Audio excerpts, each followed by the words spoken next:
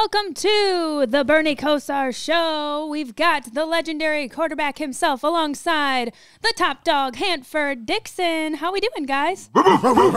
Victory Monday, doing fantastic. A long-awaited Victory Monday. We have also got, we got Angry Ken in the house, but not so angry today, right, Ken? Well, I'm still a little troubled by Ohio State, but let's talk about the Browns. We knew he was going to... You can't handle any happiness, huh? No, I'm happy. Give us a couple crumbs of happiness today. Hey, man, before we go to those Browns, I want to talk a little bit about Ohio State and Michigan. I don't have any skin Just in hit the the game, mute button over there, I don't okay? have any skin It's in the Victory game, Monday. So I want to go at it a little bit. Big dog, talk to me. Well, you know what? I'm not sure C.J. Stroud is NFL ready. Oh, now he's not ready, Birdie. Now, he's going to just win games up until now, and now he's not ready. I kind of thought, we have a little CTE issues going with us ex-quarterbacks here, but I do recollect that I thought he was passing out the Mr. Heisman to CJ about 2 weeks ago. No question. And I'm not sure Coach Day is the long-term answer. Well, one other question I have, and then we can move on. Is it true what I heard that Michigan players went to the middle of the field with their flag and just dropped it right at the Ohio Stadium? Not only did they do that, they took a group picture on the 50-yard line. And I'm telling you, I saw Troy Smith tweet this out. No way would that have happened with his group of players. And I'm telling you, had we been in the stands, we never would have let that happen. Look out, Michigan, next year. Wow. Here we come. Hey, where's your angry meter on that? About what angry meter His angry meter is off the charts. Hey, the Troy Smith comments, and we love Troy, and I absolutely believe him that we would defend our land and stuff. I'm old enough, I go back to the Jim Harbaugh days and the quarterback club and the Chicago Bears days with him. I actually think he wouldn't have allowed that to happen in his old days with his old Bears teams. So. Well, go ahead. Well, I'll just say this. If you would have told me that Michigan this year was going to go into Ohio State at their stadium and win that game, I'd have said you have lost your mind. Well, I'll tell you. One of the things, though, wanting to talk about the Browns and the positive stuff, but one of the evolutions of football that's going on that's absolutely, I think, somewhat materialized in that Ohio State-Michigan game is I'm a big proponent. I love throwing the ball. We've talked about it. But the offensive game plans that Jim Harbaugh has done in the running game and the evolution of running, we're getting away some from just straight shotgun, 4 receivers spread offense and that under center running game and that Michigan physicalness. And I'm disappointed to say, but Michigan won the line of scrimmage. They did. And they won the physical battle. And when you win the physical battle in the football game, you are statistically you got a way better chance of winning. I grew up in the era of Woody Hayes, 3 yards in a cloud of dust. I'll wrap this part up with this. I'm putting a challenge out to you Buckeyes right now. Next year, after we beat the Wolverines, which we better do, we plant a Buckeye tree on the 50-yard line. Here we go, Buckeyes. You got 3 yards. That has opened up Pandora's box. Since they did what that. Is he talking about over there? You got pretty much 360. How many days? What do we have? Let's go to the Browns. Let's go to the Browns. I'm getting angry. No, don't Bring get him back angry, to Ken, calm. all worked up.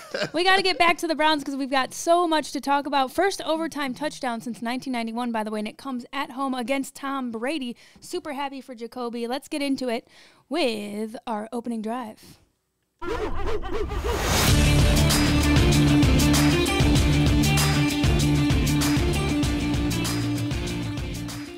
All right, guys, how about some initial thoughts and reactions from the game?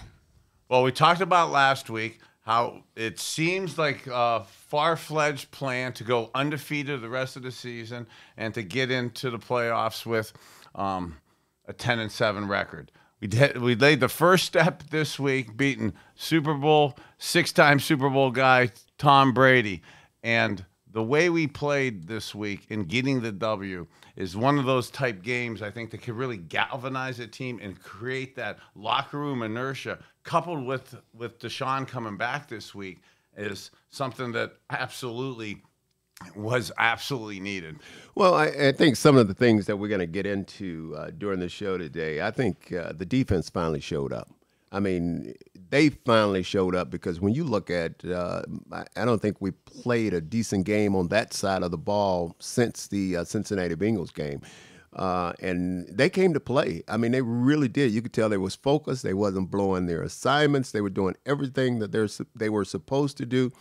And I just think they played an outstanding game yesterday in this win. Defense was spectacular here yesterday. But let me just say, as an offensive guy, the weather wasn't as bad as it was predicted to be yesterday. But it wasn't great for offensive football. And defensively, you really should play a little better than the offense and getting after them. And yesterday, it was really telling with Tampa Bay in particular that not only is Tom getting a little older, their receivers, Mike Evans, they didn't have the separation. Our defense did a nice job of taking away and not creating big holes and big opportunities for Tom Brady. And when you see Tom Brady really missing a couple fades like he did yesterday, that was really telling. Well, I think what we did yesterday, and I think what we have to continue to do from yesterday and let it go on to this week, I think we're taking it one game at a time, which I thought was outstanding. And then obviously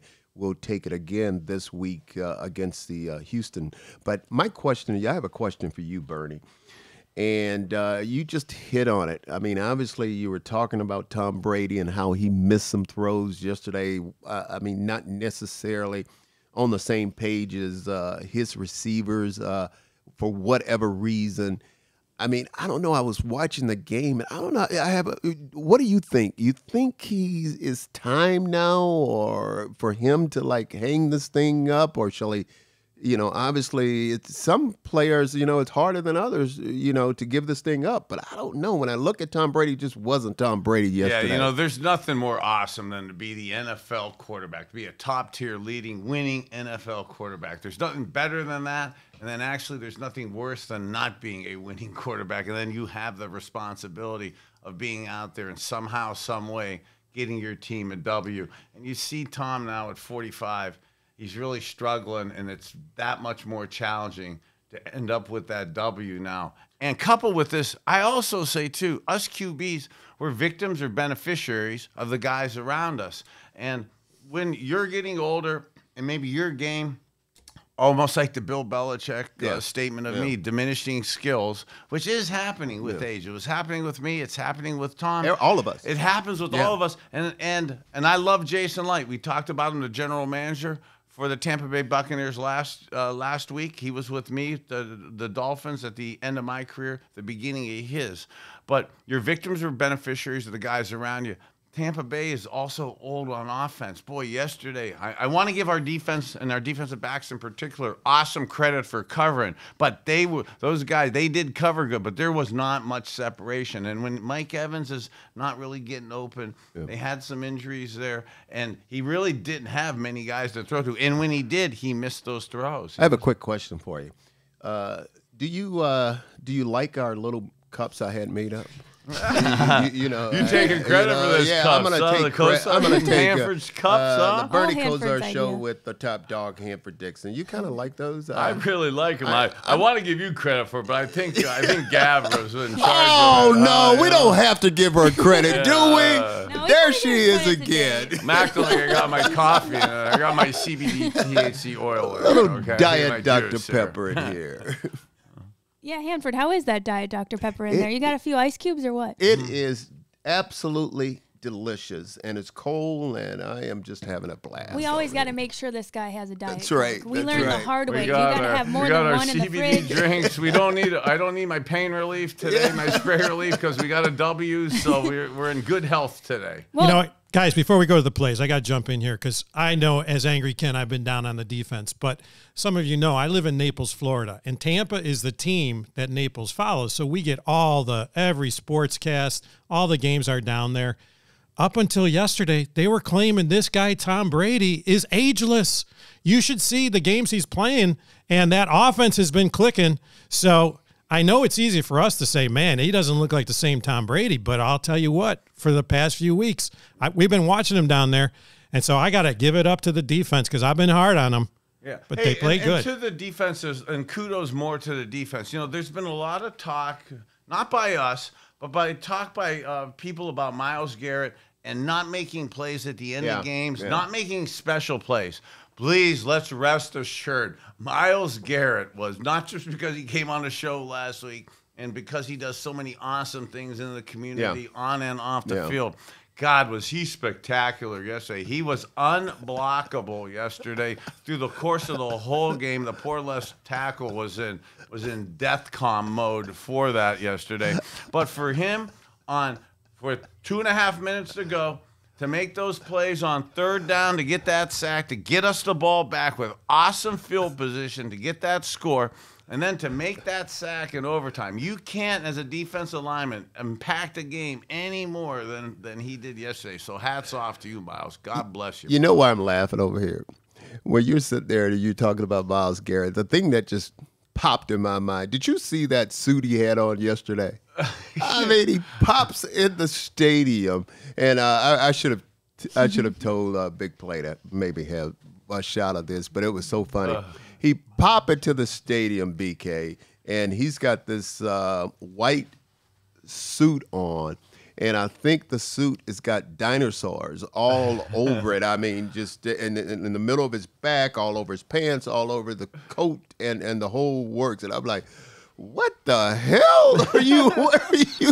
But he's trying to be like Casper, the white friendly ghost. I guess it was very fashionable for him yesterday. Henry, you better win if you're wearing that suit. Yeah, you better win. But you know what, guys? I don't think this is coincidence. You come on the Big Play show with Bernie Kosar and Hanford Dixon, you're going to have a game. That's right. Myles Garrett, Joe Bitonio playing, and John Johnson. Hey, you guys, you come on the show. Good karma. They all played well. They did. All right, Gab. All right, great. Well, yeah, I know. I think if you come in with that kind of dinosaur, wearing it, and then you channel that. Did you see it, Gab? He was an animal out there. Yeah, all white. Yes, He's got all the dinosaurs all over it. Classic Myles. I think he's said he would be really interested in studying dinosaurs in his another career. But, okay, let's talk about switch gears for the offense. Okay, as usual. We started out with a successful opening drive. We actually have some more cartoons for you guys. Yeah, if this was only I've been down on this. If we could only script the first 75 plays, Coach. Hey, for the sixth time this season, we have scored a touchdown on the opening drive this year. And for the first time this season, we got a W after scoring the touchdown on the opening drive this year. Well, that's the key. That's the key. You said the W because you're right. Normally we come out and we score like 6 times in a row, but for some reason after that, this offense just goes in the closet or something and don't come back out. But they actually showed a stat where I think the Browns have been the team that has the most amount of time in between the first and second touchdowns of the game. This season. Okay, let's take a look here. We're going to start with the Schwartz reverse touchdown for you. Here's the formation they had. We're not doing videos this week just so we can, make sure we aren't I like the video call so that we can do some TV besides the podcast. Some of this is going to be on TV, so not using all the videos and stuff with it. But I love this reverse, okay? Now, typically I only want to do these type plays when I know a team over pursues. Tampa Bay is a speedy team. They like to be a little light at the defensive ends. They like to crash down and close from the backside, which Coach Stefanski, Alex Van Pelt, and the offensive staff absolutely awesomely deduced in their week of preparation here. They catch them off guard here. But what I love, and I wish we had one more week of video, because I have to give a shout out to us quarterbacks here, because Jacoby Brissett, I love you for how you've played, macro-wise for these 11 games, just awesome of you, and how you culminated and played yesterday to get a W against your old mentor, Tom Brady, was phenomenal. But what you did on this block, you're going to be, if Jeff Saturday didn't become the head coach of the Indianapolis Colts, you'd be on ESPN with his pancake blocks, okay? Because you pancaked Antoine Winfield Jr. on this Schwartz run. And for us quarterbacks, us old quarterbacks, take personal pride in your strength there. You know what? You have to feel pretty good for Anthony Schwartz, too. I mean, you really do. This kid, he's been under a lot. he is taking it right on the chin. And I'm going to tell you a quick story. I was out doing an appearance at one of the Wendy's stores, and I had Mr. Health Conscious. Yeah. All right, my brother. All right. Double frosty. I had an audience of about 15 kids, and they were all sitting there, and they were all just throwing questions at me. And one of the kids, he about 13 years old, and he said he played wide receiver. I said, "Oh, that's pretty awesome." And he said, "Yeah, they call me Anthony Schwartz." I said, "They do?" I said, "Why is that?" He said, "Because I'm very, very fast, but I can't catch." And I said, "Whoa!" Now here you got a 13-year-old kid. I mean, he's saying that a bad rap that this kid is getting. But not only did he have the reverse for a touchdown, but he also got a it. Nice catch. Nice catch. Yeah, and a catch and a little rack after that. And, we talked in preseason when he's having these struggles. Coach Stefanski called that reverse for him in one of the preseason games. He didn't get a touchdown, but he got like 15, 20 yards. Yeah. And then he was implemented into the game plan and caught a couple balls in that preseason game. Not to try to be funny, but it's really the only game he's done any good with. Yeah. And for him now to come yesterday, Coach Stefanski, to implement that reverse again, get a successful play, get him involved. Get his feet wet, and get a nice play, and then to make that catch later, to him to contribute yesterday was awesome to see. Wait, you know what? You forget, guys. He's 21 years old. Yeah, he's 22. Yeah. He's a And kid. you know what? I heard him say, Tom Brady was playing before he was even born. Bernie, how many Browns? Yeah, I think we have 5 Browns, Cleveland Browns players know- that weren't alive when Tom Brady started playing. Go figure that one out. Huh? My goodness. And Tom should have been here instead of Spurgeon Wynn. I'm really showing my age there. People are like, what the hell are you talking about? You are. Watch out. But you know what? I got renewed hope. I got renewed hope for this guy. And the players love him because he's a hard worker. He's in before practice. He stays after practice. He's doing everything he can. And, with the Sean coming back, you got that speed now on the outside. It's it's a happy Monday. These are young kids you really root for. And again, you never know what a game like this would do for his career, because he could just, it could just like jumpstart him. Well, picture 21 years old, guys. Yeah. But these big men coming at you want to take your head off? Been there, done that. Well, your head was off a few times. Speaking of big, we screwed your head back. I know. Gab is screaming at me over here because she's got to get it going. But speaking of big, did you see on that defensive line for Tampa, big number 50?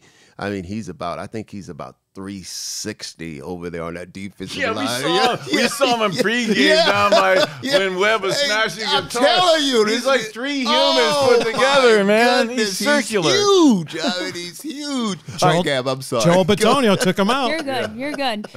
We are going to move on, though, because the Bucs came right back, marched down the field. They end their first drive with a touchdown, Brady to Godwin. So I do have some more screenshots for you guys. We'll take a look at it. Chris Godwin was really special yesterday. 12 catches, 110 yards.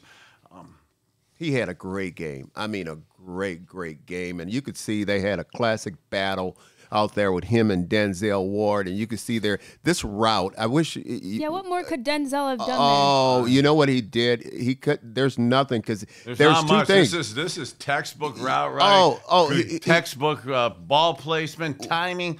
Look, he's not out of his route. With just that photo shot right there, he's just coming out of his route. The ball's halfway there. Yeah. What he did was he stuck him. What I mean by that was he made him think that he was going to run the fade route. And soon as Denzel turned his hips to go to the fade, that's when he cut it back and got back on the inside of him. And if you watched it, not only did he catch the ball for a touchdown, they also called pass interference on Ward also on this play. And obviously they didn't want the pass interference call. They just took the touchdown. But it was just a great route, Bernie, on his part. Great route, great timing. And actually for us Browns yesterday, Tom Brady, we've talked at length, at nauseum, about how we've been struggling on our run defense. Yeah. Tampa Bay only ran the ball 20 times yesterday. That played into our hands. That was off of play action right there. They also didn't do play action a lot yesterday, thankfully, because they were damn good at it yesterday, and they were productive in a lot of their plays in play action. Where they weren't productive is in their drop back throws, and that's where Miles was really turning loose on them. So you know what, guys, we've been down on Coach Woods, and like the defense played great, but I want you guys to talk about that 4th down and inches when Brady went underneath center, and for some reason we lined up with nobody over the center or even the guard. The gap was so wide. Bernie, you see that, what do you do? Because he just sneaked it right there for the 2 yards. Nobody touched him. So first, I get massively excited. Okay, so so one of the things you study as QBs is there are teams that do that in the heat of battle, in the speed of the game, in the quickness in between plays. That sometimes happens, and I always had on my short yardage and goal line that if teams didn't line up quick enough, that you're absolutely able to basically just check to a quick sneak like that, or basically goose the center, and he snaps it right away. Because if nobody's within the tackle box, you're basically stealing that. So there's actually an 11th commandment: "Thou shalt never leave the tackle box unattended." On 3rd and 1. But it wasn't even a quick snap. It's like we just lined up wrong. Well, I gotta watch you using that word goose a lot. Goose. I gotta be. I almost got in trouble. I did on my the Browns radio show yesterday. That's what I know. Are they gonna have you back? I don't know if I'm allowed back. The great Andy Baskins asked me about. He said quarterbacks say they have this special rapport with their center. The center is. They have this camaraderie and stuff, and Jacoby's going to be going with the Fort Center from Humboldt yesterday, and how's that going to affect it? And he goes, what's the first thing comes into your mind? And he goes, actually, the first thing that comes into my mind will probably get me fired because we did more under center snaps. We didn't do as much shotgun back then, so I ended up having ass hand from all my centers. But on a I didn't want to hold my kids. They had those toxins. On a serious note, Ken, you're exactly right. I mean, that had, I guarantee you, I don't know, I don't think that was a call. I just think what happened was those guys, the alignment was just wrong. And as a quarterback, and Bernie can attest to this, because what you want to do is you want to hurry up and snap that ball, because you pretty much, just like you said, when nobody's right there in those gaps, you see what gap you're going to go to, snap the ball, boom, we have a first down. I have, don't hold me exactly to this, but I think I have 5 rushing touchdowns in my career. My man. And 4 of them were on the check with me where the defensive tackles were too wide, and it's just a goose or a quick check. And, and I'll take the ridicule for an NFL rushing touchdown, okay? So despite all my insecurities with this, okay, I would rather take a touchdown than drop that snap, okay? Did you guys see him? He thought about not using that word goose, He thought, but he said, what the hell? I don't have my thesaurus handy, But for as much as I'm down on Coach for that one, I'm going to hand it to Coach, because I saw a motion from him yesterday on the sidelines that I hadn't seen before. And we've been saying we want a motion from the coaches. Hanford, you saw him pumping up that defense. I did, and that's where I was just headed with this whole thing. You're right, and you could tell that all the chatter, all the talk, and he's reading all this stuff, and he's hearing everybody say that he should be fired. And you're right; those emotions just came pouring out yesterday, because I think he was really, really proud of the way his defense played. And those guys were flying around. Yeah. It was like that Monday night game again, where we haven't seen it every game. These guys were gang tackling, running, and so they're playing for him. They're playing for him. Absolutely playing. And you know what we're going to do, and we're going to get to it at some point, but we're going to show you a play where the difference in where the defense was playing together yesterday and not so together in some of the previous games. So we're going to get to that later, but we'll show you that. And Bernie, just a quick stat department fact check from the Big Play team here. 5 rushing touchdowns confirmed. Thank you. All right. Well, hey, let's talk about some of that defense, Hanford. And you're right, we played so much better yesterday. We did slip up in the third quarter, though. I want to show you guys this one, where we are leaving Mike Evans wide open. So I want to get your thoughts on this here. Oh, okay, and this I is love this. Yeah, this is a lot right here. Yeah. This play and this concept has been something we've had all year. and this is one of the plays, BK, I was talking about just there, because this looks like he's wide open. Yeah, this is a version of the Jets play where they hit the deep guy. Yeah, and it looked like the guy is wide open, but what happens is you won't see it, but there's another receiver that is threatening him on the outside that's coming deep. And so what Ward did, he played this exactly right. He played deepest to the shortest. So he's not going to let him complete that deep pass. So what he did was he took away that, and soon as they saw them throw it to him in the flat, that's what he broke up on it and made the tackle. And that's exactly how Woods' defense, you're supposed to play that, Bernie, just like that. Because as a quarterback, you want to take either one of those, but you much rather have that deepest route. So since they took that away, you're going to take what the defense is giving you. Right. And on that play there, you've been seeing there's another guy behind the elf at about the 50-yard line. Yeah. There's also a guy about the 20-yard line. So you have beautiful spacing by Tampa Bay there. And they were in a bunch alignment from the initial snap. So that caused not only confusion, but it caused you want to take care of deep to short like that. And actually, too, with the Mike Evans catch there, that was probably the only time he was wide open yesterday. What a massively awesome job they did on him. And in particular, the rookie Emerson yesterday. Yeah. You know, we've been high on him. Hanford, you've been top dog, been talking about his abilities all year and stuff. But, boy, yesterday he took it to another level of play. And I had heard that he was actually calling out the coaches saying, I want Mike Evans in the game. And for him to come in there, and Brady was looking rookie on Mike Evans, trying to throw those fades. And I couldn't believe that, Emerson had that good coverage on Mike Evans. And then Tom Brady, had 2 to 3 fades. And he didn't complete any of them. But Mike Evans with Emerson covered. That was fantastic. Yeah, and this was the first time I think Brady had all 3 of his wide receivers. They were healthy. Talking about Julio Jones, Evans, and also Godwin. I mean, he had all 3 of them out there. But you're exactly right with Emerson. I mean, he's big, he's tall, he's rangy, and he's one of the guys that really get in there and attempt to bump the receivers and not just let them run off the field. And he just had some excellent coverage. And what I like about the kid, they're exactly right. He's not afraid. He's not afraid. He's got the attitude, if you're going to beat me, that's fine, but we're going to line up and we're going to go again. Hanford, he must be watching the show because you've been coaching. He's following exactly what you said. And this is for you folks that haven't watched those old-timers play.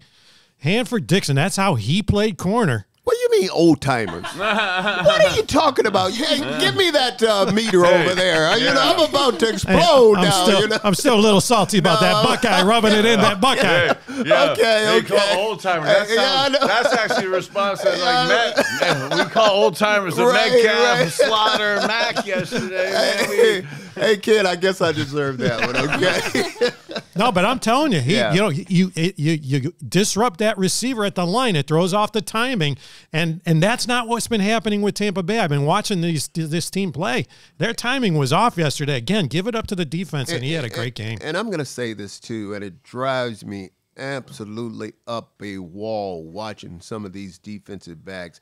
Where they get the technique, say for instance, they want to wrap their arm around the back of the wide receiver and then try to make a play for the ball. When you're actually in position, you don't have to do that, because as soon as you hook them, guys, I'm telling you, they're going to throw that flag every single time. You don't need to do it if you're in good position. Just go ahead, make a play on the ball, and not get the pass interference call. I'm repeating myself and repeating what Hanford said, but Hanford always had a good base of his feet. Yeah. When you have your base and balance, your feet go with your hands. Yeah. So it all works in conjunction. So your balance and feet and footwork underneath you.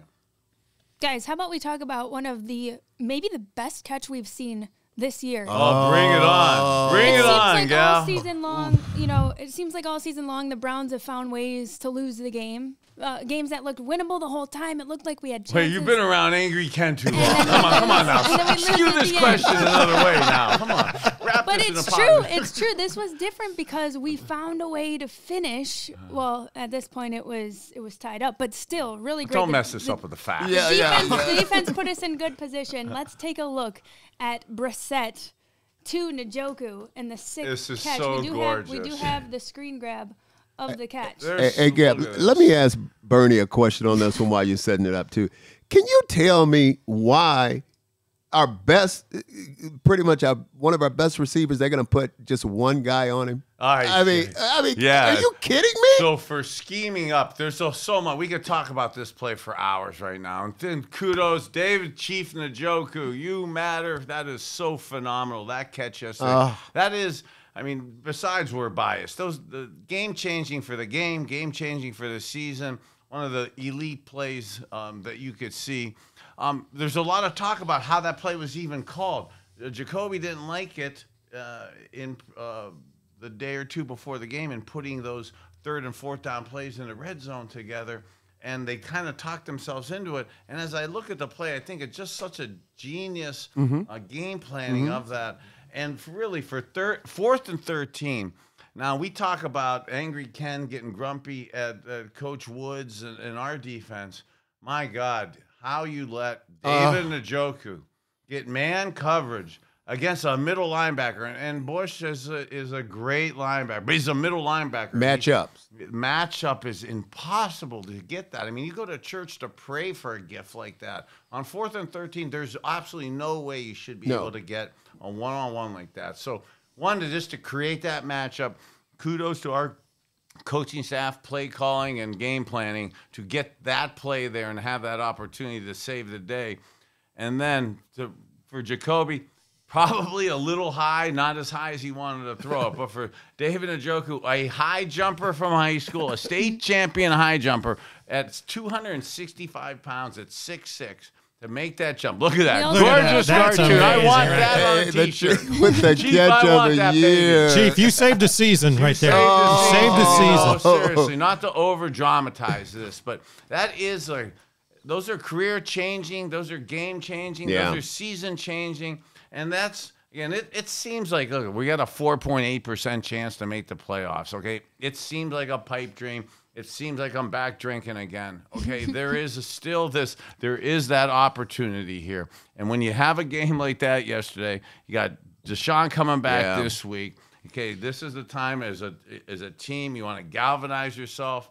You want to really enjoy and focus because this is the chance now to where you can make a difference. I'm sitting here laughing watching that again because obviously it was a great catch. It's got to be really up there as far as top catches. But I think one guy that was really, really excited that he made that catch was Jacoby because, like you said, Jacoby made that catch a lot harder than he should have. You know, I mean, he didn't want to put it that high. But you know what? We were talking in the pre-show meeting. You guys know how hard a chief works.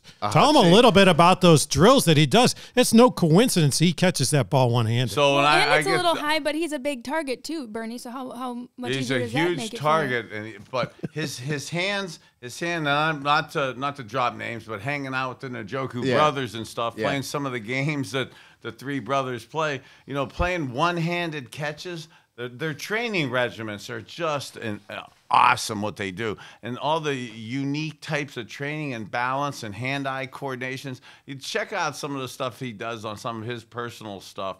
But you'll see him balancing on 1 foot on a ball, literally catching balls one-handed, practicing them, vertical jumping, and making those catches. So that wasn't like a one-time thing that happened. You say, I mean, it's awesome to see a guy who works on it, puts that effort into it. And then he's taken a lot of flack for people saying he doesn't make plays, dropping balls and stuff. And I've been a big proponent of his athleticism and his ability to make plays. And at a time when absolutely organizationally, not to over-dramatize this, but from an organization standpoint, we're on the cusp. And that was probably an organization team game-changing play. Well, no one works as hard as he does, and he comes out every game. I mean, everybody knows him. He comes out, he has no shirt on. All the girls and like that, all the girls like that. But I gotta say this, man. I like the kid since he since he became a Cleveland Browns, and I just don't understand. And I was telling a couple people, and I said, why would we go and give Hooper all that money And we have Njoku that is clearly a better tight end than he was. And what was it? It wasn't even a year or 2 years later. We got rid of. We gave him all that money, and then we got rid of him, and obviously moved Njoku up to the number 1 tight end. But boy, we could see it. You and I could see it from when he first got here. He was just a nightmare as far as matchups with linebackers, and you have to really put a safety or a nickel guy or someone like that on this guy. Right, a linebacker can't cover him. And the awesome thing is he is a All-Pro, Pro Bowl tight end this year. There's no doubt about it. And what he's done to elevate his blocking game, he's probably the best blocking tight end going in the NFL right now. So between him and Travis Kelce, Cleveland from Cleveland Heights and Cleveland Browns got the 2 top tight ends in the NFL. And you know what, Ken? You're right. You know what he's starting to be? He's starting to become, those leaders you talked about that we need on this football team? He's starting to become one of those. Well, speaking of leaders, I don't know if anybody knows this, but I'm as much an old-timer as you two. I used to go to Lakeland and watch those training camps. Hanford would have his shirt off, run out there. Maybe he got that from you, Hanford. I don't think he got it from me. But we'll let you be an old timer if you want to, kid. I mean, Bernie and I, we try to delay it a little while longer. Gab, don't you laugh. Don't you you say guys, one you guys word. are looking good. You guys are no old timers here. Okay. Well, speaking of, we also had some other game-changing plays. You talk about Brissett's 45-yard bomb to Cooper on 3rd and 4 in overtime. And obviously, Chubb finishing the job for us. How about some final thoughts on the game? Yeah, on Coop's 3rd and 4, 45-yard bomb from Jacoby, of course that was phenomenal. And a shout-out to Amari Cooper and stuff. For him to man up, take the arrow in his heart when he dropped that ball and basically say, I dropped it. I'm so mad at myself. I mean, the way he handled it is what a pro's pro does. It's what I think it endears yourself to the guys in the locker room. And for him to nobody felt worse than him after that. And for him to make that play and then stand up for it like that, you feel for him like that. Yeah. And then for him to have the opportunity to come back and redeem himself like that and make that dominant play to really put the game away was phenomenal. And I think where he got in trouble was he let the ball come to his body, because you could see it. It was an out pattern that he was pretty much running over by the sideline, and it was 4th down play. Very, very important drive that we had going, and that he knew that killed the drive. And you could just see him. A lot of players came over to him on the sideline, and they, let him know, hey man, don't worry about it. We know the type of player that you are. And I think that made a difference. And then he caught another comeback the next time, and he actually body caught that one and double caught it too off his shoulder pad that almost bounced out too. So he ends up making that second catch, and then the big one in overtime. And Gab, to answer your question, I think looking at this game, like I said, I thought it was a game that we came out to bat, and right away we were ready to play. I mean, obviously our offense did some wonderful things, put some points on the board. Nick Chubb running right off the bat. But what I like about it was we did not abandon the run. I mean, we stuck with it. And normally when you have a back like Nick Chubb, if you stick with it, he's going to break a play here and there. And I tell you, he just had some beautiful runs. I mean, just some beautiful runs. And defensively, like I said, defense finally came to play, and they played really well. Yeah, I mean, for Nick to get 26 carries, 116 yards, and to keep, to Hanford's point, to keep wearing him down, to stay with it, and then staying with it, and then that final drive in overtime, it really was the Nick Chubb drive. Yeah. Hey, speaking of phenomenal runs, real quick, Ken, did you guys hear about the rally skunk running around in the stadium? Cause I did hear a little rally skunk. I got a little shot of that, too. There you go. Oh, I saw you making out with a skunk there. What was that? No, she's kissed a few frogs. She's kissed a few frogs. You Not a picked skunk. that thing up? Oh, you kissed it and it turned into Hanford. Goodness. Hey, all right. Okay. Cam, you kissed that thing? No, it was at the ballpark. We have a guy, Jungle Terry, who comes in. He brings all these animals for the kids. So it was like a domesticated skunk, but that thing was so cute. It was, it was perfect meme. So the skunk couldn't relevant for today. skunk you. No, it couldn't spray me. Okay, Yeah. okay. But It it's was hard. de-skunk. Yeah. He skunked. It's hard to follow that, but you know what? With Amari Cooper, we love the emotion. And Gab, can you put that picture again up of Jacoby Brissett in Tampa, Tom, and keep that up there for a moment because, you know, we all said coming in this was going to be a tough gig for Jacoby, but one of the things I think you ask Browns Nation, you ask angry fan, you ask old timers like me. This is the heart of a Brown right here. A guy who's tough and accountable and a leader. He doesn't claim to be a leader. He just is a leader. And shout out to you, Jacoby Brissett, man. I hope you're on our team next year because I'd love for you to be a Brown. But at the same time, I think you deserve to start somewhere. And I just want to say, man, I'm a fan of yours forever. Lots of Wow, Jacoby I love. gotta say that you must have stolen my teleprompt, okay? Because I would like to reiterate just that. I mean, not to suck up to you, bro, but that is well said.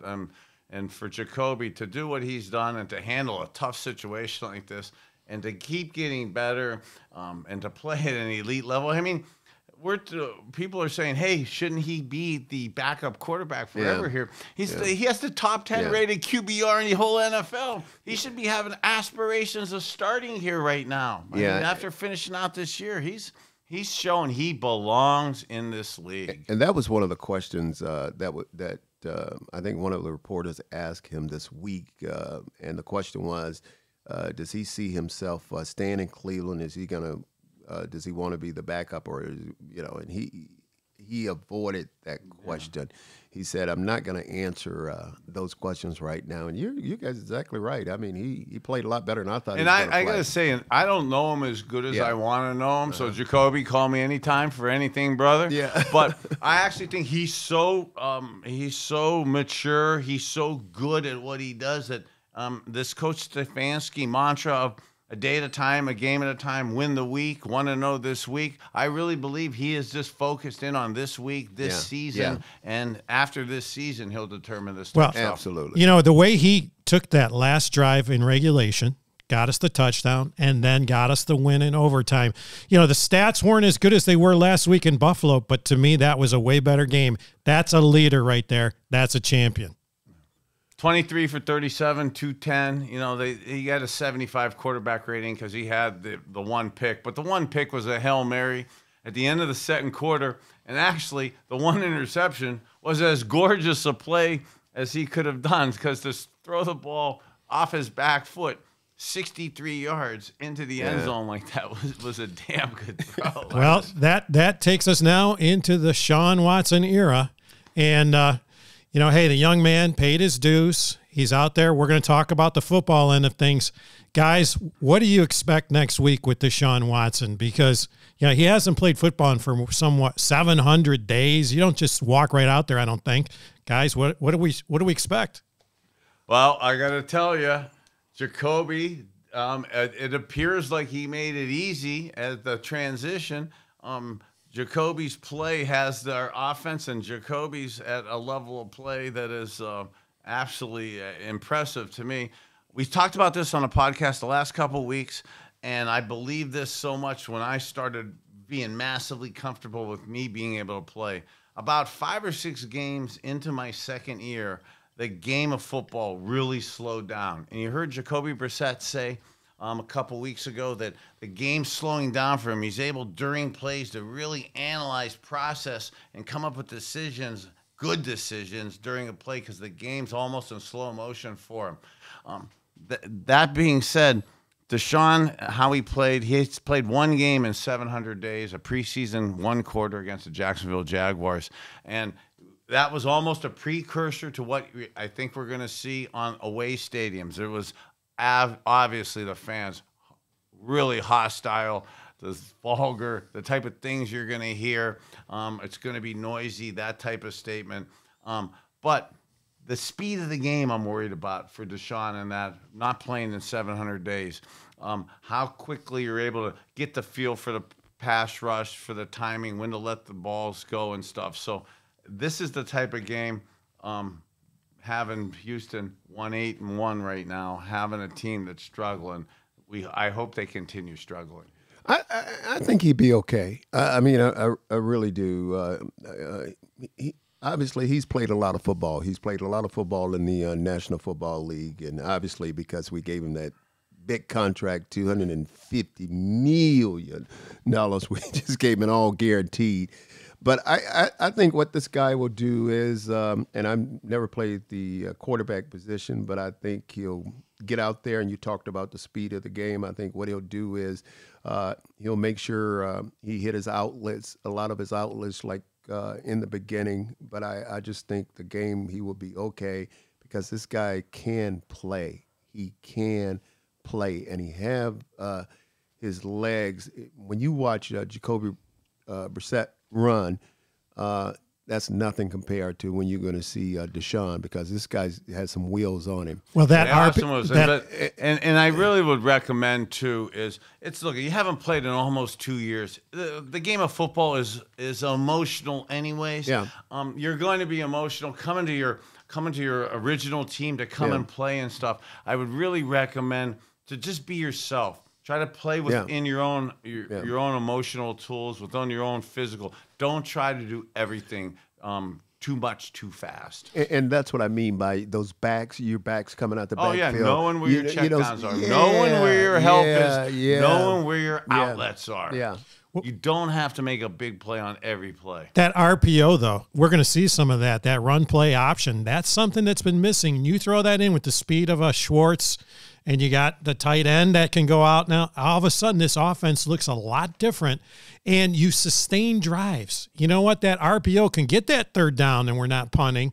And now all of a sudden, the defense isn't on the field as much, and it all changes. So not taking anything away from our great quarterback, Jacoby Brissett, but Deshaun changes the game in that way. Yeah. So I absolutely concur with you 100% on that. I love the RPO opportunities that we're going to do and that you could implement with Deshaun and with our phenomenal running game. Absolutely, for sure.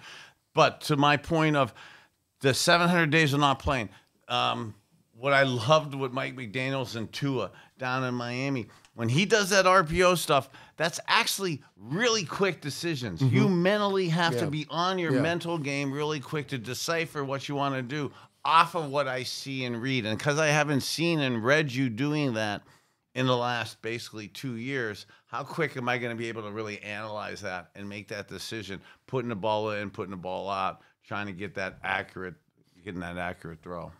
I have a quick question for you, though. Just from a playing standpoint and looking at all the variables around what's unfolded, yeah, Deshaun hasn't played for a while, but in terms of playing with pressure on his back, don't you think a lot of that is alleviated almost just because, one, the Texans aren't that great, two, the Browns haven't had a stellar season, you know what I mean? And he is a little more agile, like Hanford was saying, than Jacoby, so, and he can really play. So I know he's taken some time off, but I think it'd be harder for him to step into a situation where we've just been hot all season, and you know what I mean, and now we're coming in to play a really hot Texans team. How does that, just sort of the circumstances, do you think impact from a mental standpoint, Deshaun stepping in there? Well, I'm gonna say this, and I think this is the perfect game for him to play. I think this is the perfect game for him to play. The reason why I say that, because you look at a Houston ball club, and they're not very good this year, but they're still in the NFL. Whenever you're playing any team, you're playing a team in the NFL, anything can happen on any given Sunday. But I don't see this team being obviously not one of the top teams in the league. And I think what will happen is, Bernie, I think he's just going to go out there, and I think he's just going to, obviously, like you said, he's not going to let it go right off the bat. He's going to slowly get into this thing. But I think, again, I don't care. I just think he's going to not miss a beat. Well, and to your point on that is, offensively, our offensive system is set up to evolve yourself into it. With the running game, with the play action, with the boot and naked game, you don't have to be all things to everything right off the bat. Yeah. So you have a chance with the play calling, with the scripting that we're talking about, that you could script in a play to evolve your way into the game. And what's been great too, Gab, is that he's been able to get some practices in for a couple of weeks now. So he's been out there, and he's like, my understanding, he did all the scout team plays the last couple for the last couple of weeks. So yeah. Well, that takes us into a new era of Deshaun Watson, but we also have a new era of sports betting that's coming to Ohio. And with that, let's move into the big plays.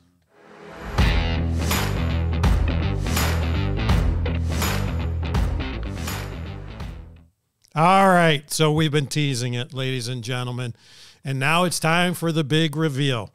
After an exhaustive search, we've heard that there's a number of sports books that are coming to town, and you've heard some of the names: DraftKings, FanDuel, PointsBet, Bet365. Some of you may not know this. I've been in the payments world for a long time and have been working in the world of sports betting since 2015. I know all these organizations very well.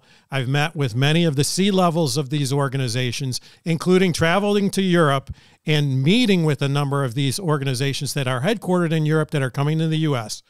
I couldn't be more proud to unveil, after really talking to everybody in great detail, we're going to make an announcement right now. The Big Play Network is signing a partnership agreement with an organization called Tipico. And here they are right now, Tipico Sportsbook. Now, I know a number of you people might be saying, Tipico, I've never heard about them. They're the largest sports book in Europe. Their first country was Germany. They've watched all the other operators come into the U.S. They've said they've targeted Ohio. Ohio will be the third or fourth largest state in sports betting. Now, that's not taken away from the FanDuel, the DraftKings, and all the others. They're all good, and I'm sure you're going to try them all. But the reason we partnered with Tipico was because they will do some very unique betting. And they are really very interested in the Ohio market, the Cleveland market, and they want to work with Hanford and Bernie to come up with custom plays. You're going to see things that you're not going to see from the other operators. We'll get more into this as we go through the coming weeks, but sports betting through the Tipico Sportsbook, and ultimately what we think is going to become the Big Play app, is going to be unlike anything else you've seen out there. So we're telling you about it now. But combining with that, we are also announcing, and I'm very proud of what Big Play's doing, our new studios and our lounge, which we're building at Burke Lakefront Airport. And Gab, I want you to keep that up there, because for those of you that haven't been to Burke Lakefront lately, you see on those images, the left is what the terminal looks like right now, but on the right is the sports lounge that we're building. And not in this picture is the studios that we're building, which is absolutely first rate.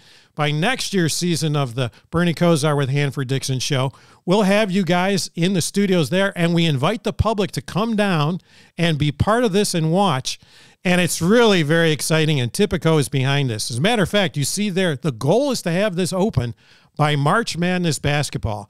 And the way we envision this working is you'll come down, those big monitors will be going, you'll be betting, you'll be having fun with our different pros. We've got Cavaliers that want to come down and be part of this, the Guardians, of course, our NFL players, our old-timers. And you're stuck with us, bro. And soccer, as we just announced that soccer is going to be big now in Cleveland. So a lot of great things that are coming down the road with Tipico, Big Play Sports, and our lounge. But another thing that really sold us on Tipico, and I'm going to have Bernie comment on this, they're very interested in partnering with us on giving back to the community. And on every single bet that's made, we're going to take a portion of those bets and we're going to build a fund. You're going to hear us talk about this more as we go, but we're going to build a fund to give back to the community. And as a matter of fact, shout out to my friends Bill and Mike Meadows, who's done something great with the Turkey Bowl. The Meadows Turkey Bowl just raised $530,000 this past week. I went to school with Bill, and by the way, he pointed out, we were at dinner last week, he's caught a touchdown, or he's caught a pass, I should say, in every one of the 31 games they've had for 31 years. Now, I'm threatening. Well, tell him when he gets like up to 160, he can kick up with Ozzie Newsome. Until then, I don't need that pressure at 31, 32. That's child's play. Now, That's child's play. I've threatened those guys that next year 31. Next year, Angry Ken might make it a play out there, but I love You're the gonna fact. need my doctor opinion. But the have to key, come to rehab with me. the key about the Meadows is they're all about giving back, and that's one of the things Yeah. we love about Yeah. Tipico and what we're doing.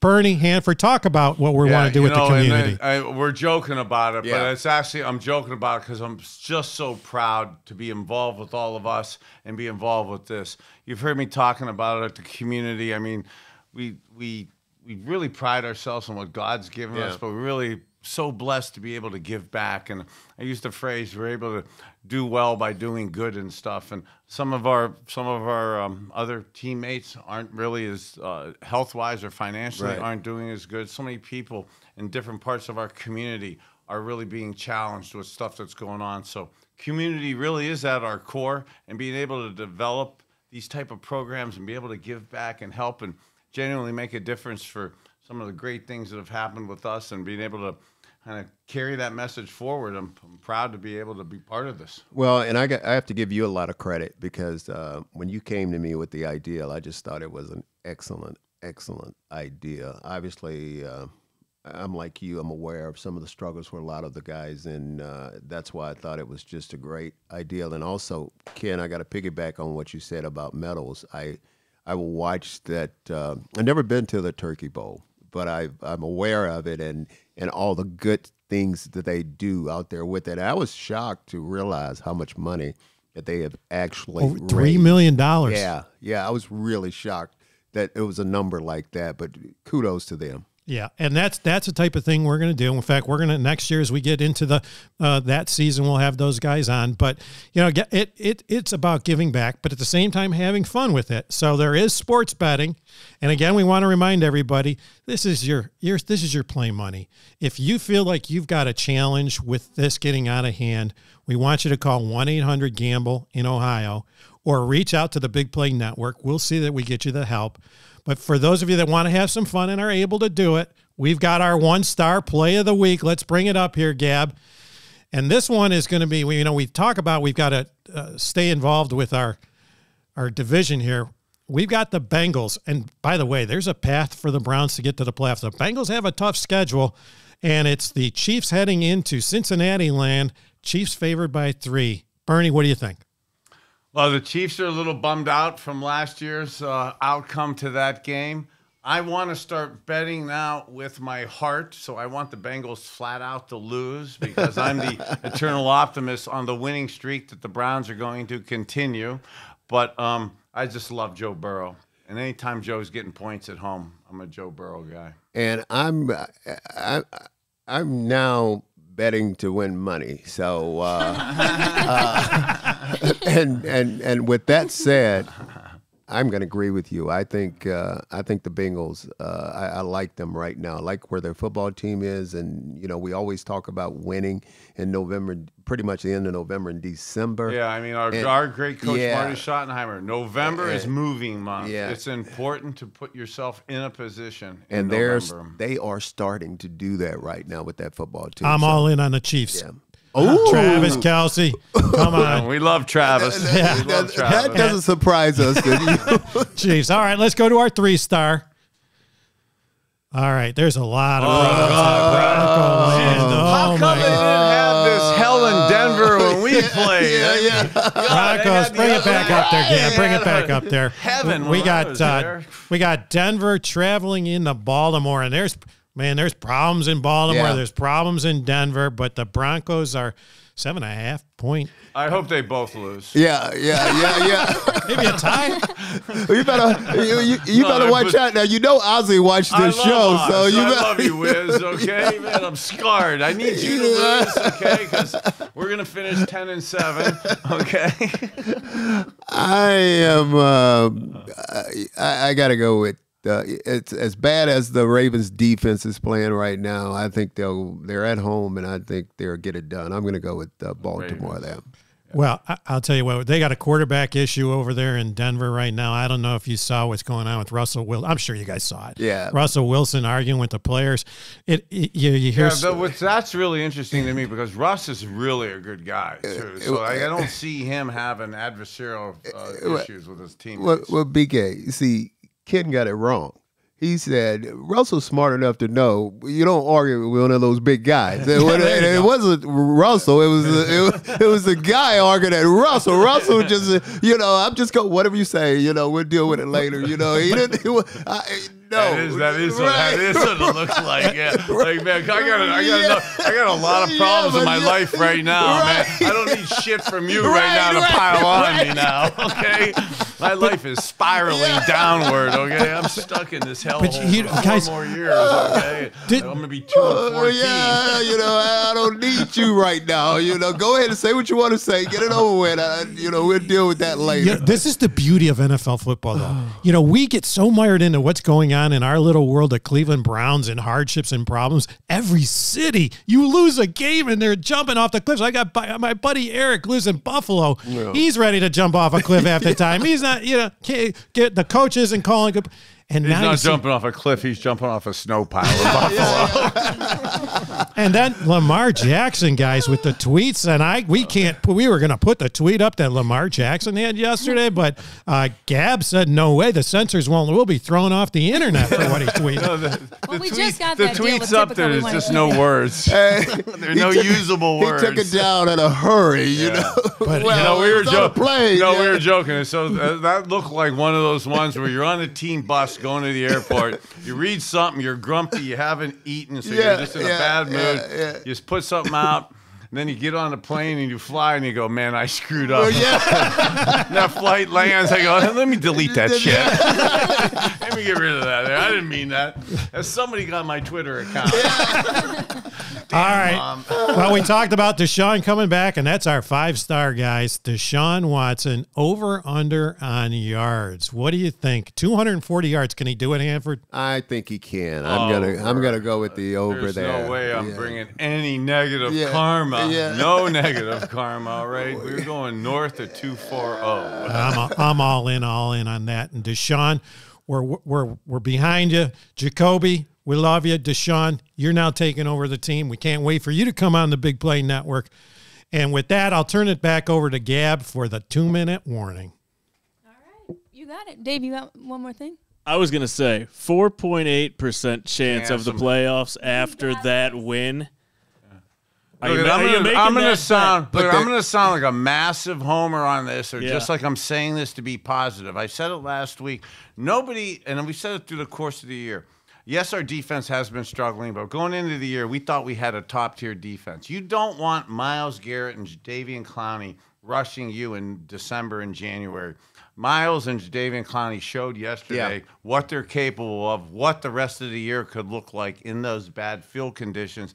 And when you could run the ball like we could run the ball, nobody wants to play us. So that if we could get into the playoffs, nobody wants to play the Cleveland Browns in the playoffs with the way we have a defensive line like that, with their 2 ends, and with our running game. So I don't recommend this for somebody who wants to do a retirement account on this. But this, if you're a gambler, these are props that are worth taking a shot at. Yeah, plus 10,000, that's a reach, but plus 2,000 if you're looking for a reach to win the AFC North. That jumped up. Yeah. The Bengals have a tough schedule. Yeah. Isn't it amazing how fortunes turn? Yeah. We're on a playoff hunt.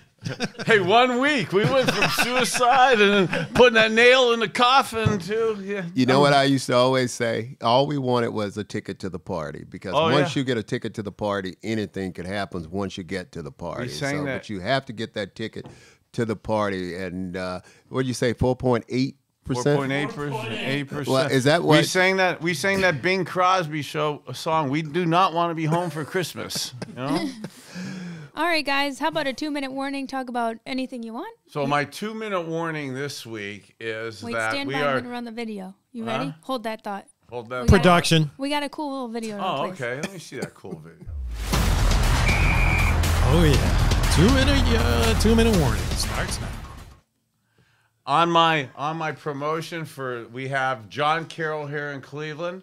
We had with the L.A. Chargers, we had John Carroll West. Now this week we have John Carroll South with Nick Caserio down there as the general manager. University School, John Carroll, and what he's doing, implementing that talent base. Yes, they're 1-8, 1-8-1. They made that trade for Deshaun Watson, where they're getting our draft picks in the next few years. This is a game we absolutely should win, although their team has some good youthful talent, and I give a shout-out to Nick Caserio, young quarterback from University School, and John Carroll is doing a great job down in rebuilding the Houston Texans. Well, I want to talk about those Buckeyes, the Ohio State God, Buckeyes. get off it. Hit that mute. Hit that mute. About the Ohio It's been a beautiful State show today. Great seeing y'all. Buckeyes, where you had John Harbaugh, you had the Harbaugh brother go into Ohio State at the Ohio State University and just beat up on him. I don't have any skin in the game, so I can talk about Ohio State. I feel bad for you, but now you're going to mess around and let Alabama get in the playoffs. Alabama roll tide. Yes, I'm from Alabama. What is in that? What is in that cup? Mobile, Alabama. What is in that coffee cup It's over there? A little Diet Dr. Pepper right here. Okay, that's a, But on a spiked Dr. Pepper with that thought. On a serious note, though, a lot of my friends and you guys are Ohio State fans, and I just like to rub it in a little bit. But trust me, if you'd asked me who's going to win that game, I just knew Ohio State was going to win that football game. And I think Ohio State still deserves to get in the championship because they're a pretty good team. And quick note on our Cleveland Browns, played well. We didn't give it, like I said, we didn't give up on the run. And if we do that, I think we can beat anybody, and especially if our two guys, talking about our two outside guys, talking about Clowney and talking about Myles Garrett, who, like you said, took a lot of heat for not showing up at the end of the game, and he did show up. He showed up. Yesterday. He was phenomenal. Oh, I want to do one shout out too on this Deshaun coming back, and for the other players. And this isn't just covering for the quarterback. Okay, there's a lot of focus, a lot of attention. The whole talk this week's going to be about Deshaun coming back. From the player's perspective, Deshaun's an awesome quarterback. But the other players, we don't show up to watch the quarterback play. You still got a job to do. Yeah. You want to raise your level of play with your quarterback coming back to play. This is a game where you're not there to watch and be a spectator like me and Top Dog are going to be doing. This is a game where you want to raise your level of play with Deshaun coming back and then almost start that convergence, that spark of finishing out, going into this month of December, making a difference, making a statement. BK, another excellent show. Great show. 4-7. My man. Victory Monday, finally. And right before we let you go, Hanford, we can't let you off the hook. It is anniversary time. I was trying to slip again. by that one, you know. I was trying. What do we have Chauvinistic. What is guy, this? Wait, you're giving me a hard I time. was trying to slip by that one. Come on. I got to give you my Super Bowl ring in my pocket here. Let me read this. So for the people watching on their phone. So Thanksgiving Day, the anniversary of me, Dana Kilmer, getting knocked down by Cleveland Browns, Hanford Dixon, Dallas Cowboy cheerleader. See, and Hey, she. but what's cool is if you keep reading, that's Tony Dorsey's feet at the bottom there, huh? And listen, she didn't say I made the tackle on Tony Dorsey. She said I was chasing him. Come on, dude. Well, I don't know. I heard a story that this was after the game, and Hanford asked for her number, and she's trying to get away. It's all right, bro. That's all right, bro. I got her number here for you. I got it for you. I'll give it to you. As long as one of us got it, you know, that's all right. Good show, dog. Good Awesome, show. man. You matter. You Go matter. Browns, man. 5-7 next week.